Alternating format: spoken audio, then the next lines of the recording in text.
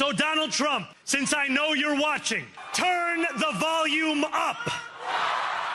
अस्सलाम वालेकुम नाज़रीन, मैं हूँ आदिल निज़ामी और आप देख रहे हैं मेरा डिजिटल चैनल। नाज़रीन, ज़ोहरान ममदानी अमेरिकन सदर डोनाल्ड ट्रंप की भरपूर मुखालफत के बावजूद न्यूयॉर्क के मेयर बनने में कामयाब हो गए हैं।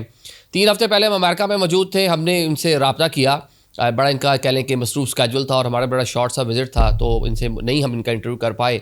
लेकिन बिलाखिर जनाब ये कामयाब हो गए हैं और न्यूयॉर्क से एक मेरा ज़ाती भी एक ताल्लुक़ है, वहाँ आना जाना रहता है, तो वहाँ की बहुत सारी चीज़ें मुकामी सतह पर मालूम है। और जो हमारा विज़िट था वो उस टाइम पे था जब ये वहाँ पे अपनी कैंपेन रन कर रहे थे, तो वहाँ अपने मुस्लिम कम्युनिटी से भी बात की, दीगर लोगों से भी बात की, बल्कि जहाँ जा रहे थे तो इनके कुछ पैनाफ्लेक्सेस भी नज़र आ रहे थे। इनकी जो तकरीबात थी वो भी मुनक्किद हो रही थी। पाकिस्तानी कम्युनिटी, इंडियन कम्युनिटी और जो गोरे थे वो तमाम जो है कह लें, क्योंकि इलेक्शन सीज़न था तो इनको डिस्कस कर रहे थे। अब ये बिला आखिर मेयर बनने में कामयाब हो गए हैं।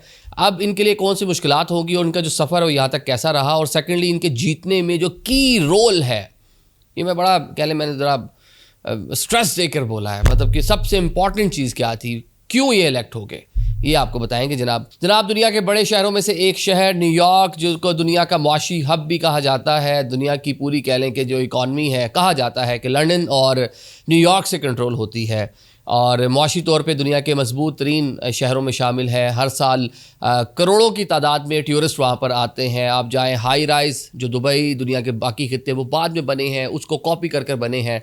तो न्यूयॉर्क जो है उसकी एक अपनी ही एक वाइब्स हैं और एक अपनी ही उसकी पहचान आज भी मौजूद है। उसकी मेयरशिप का इलेक्शन था जिसमें ज़ोहरान ममदानी 1 साल पहले जब ये नौजवान इसने अपनी कैंपेन का आगाज़ किया था, अपनी पार्टी की भी बैक नहीं थी, इसके रिलीजन पर बात होती थी, ही इज़ मुस्लिम। सेकेंडली जनाब ये अफ्रीका में युगांडा में पैदा हुए थे। पेरेंट्स जो हैं वो अमेरिकन उस तरह से नहीं थे, अमरीकी मतलब इमिग्रेंट अमेरिकन थे, मतलब अमेरिका में आकर बसे थे। और ये नौजवान तो 7 साल की उम्र यहाँ पर आया था।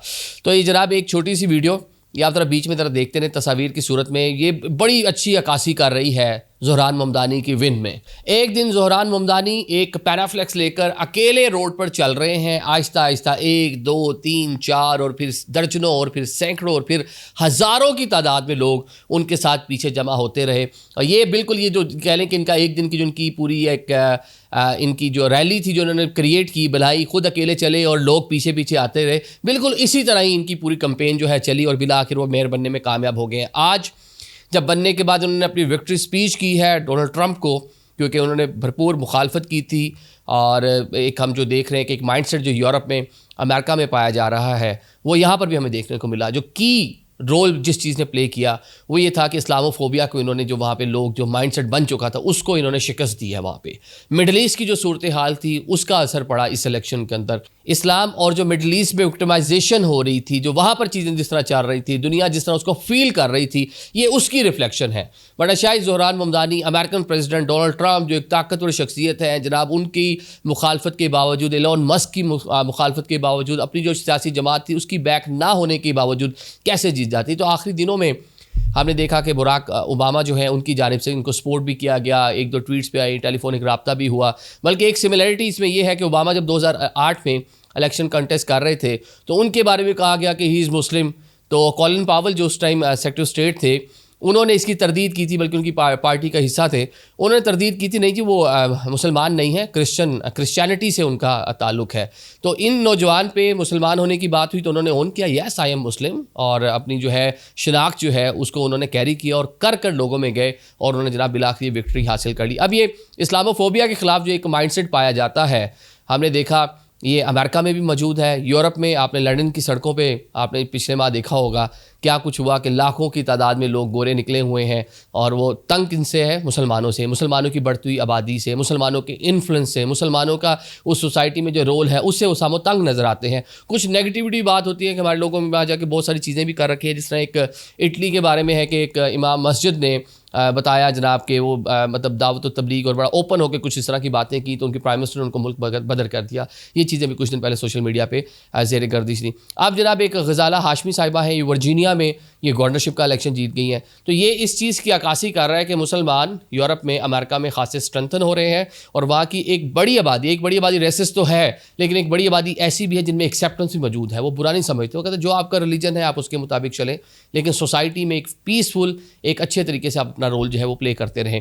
अब जब हम पाकिस्तान में बैठ कर इस पर बात कर रहे हैं तो डोनाल्ड ट्रंप अमेरिकन प्रेसिडेंट और वो जनाब उन्होंने पूरी मुखालफत कर ली, लेकिन फिर भी एक शहर का मेयर जो है उसको नहीं रोक पाए और अवामी ताकत से वो बन गया। तो पाकिस्तान में मुख्तलिफ नौइयत के तबसरे हो रहे हैं कि वो अमेरिका जो दुनिया में रजीम चेंज करता है, अपने मुल्क के एक शहर के अंदर एक रजीम जो आ रही थी उसको नहीं रोक पाया, जो पब्लिक सेंटीमेंट्स थे उसको नहीं रोक पाया। तो शायद ये एक मैसेज है पाकिस्तानियों के लिए, दुनिया के उन कंट्रीज़ के लिए जहाँ पे डेमोक्रेटिक सिस्टम इतना मजबूत नहीं है। अगर आपके अपने अंदर, अपने मुल्क के अंदर डेमोक्रेसी मजबूत नहीं होगी तो शायद आप अंदर से उतने मजबूत नहीं हो पाएंगे। तो अमेरिकन दुनिया पे कैसे रूल कर रहे हैं कि अंदर से वो मजबूत हैं, विद इन अमेरिका वो किसी चीज़ को नहीं छेड़ सकता ट्रम्प। और जो थर्ड वर्ल्ड कंट्रीज़ हैं वहाँ पे जाके जो मर्जी जैसे दिल करता है रजीम चेंज कर देते हैं। सादिक खान के बारे में इंग्लैंड में बड़ा कह लें कि रिएक्शन आया जब ट्रम्प वहाँ पर गए और सादिक खान को उन्होंने बोला कि जी ये लंदन के मेयर हैं और ये जनाब जो खाना होगा उसमें नहीं आएंगे, तो वहाँ की गवर्नमेंट ने उनको नहीं मदऊ किया।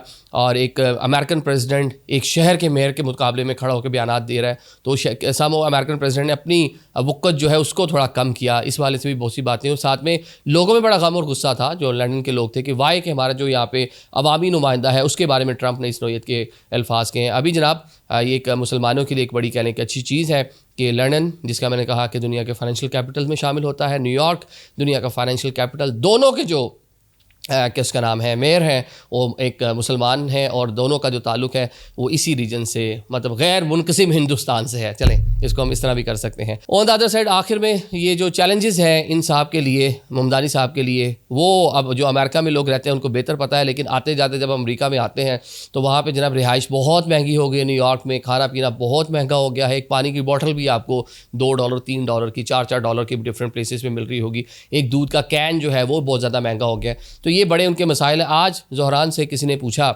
जीतने के बाद कि डोनाल्ड ट्रंप कहते हैं कि वो आपसे ज़्यादा हैंडसम है, तो उन्होंने जवाब दिया मेरा इशू अब डोनाल्ड ट्रंप या हैंडसम होना नहीं है, मेरा इशू इस टाइम जो अवामी मसाइल हैं वो हैं और जिस वजह से मैंने लोगों से वोट लिया है उनका हल करना है। तो कितना खूबसूरत शानदार जवाब दिया।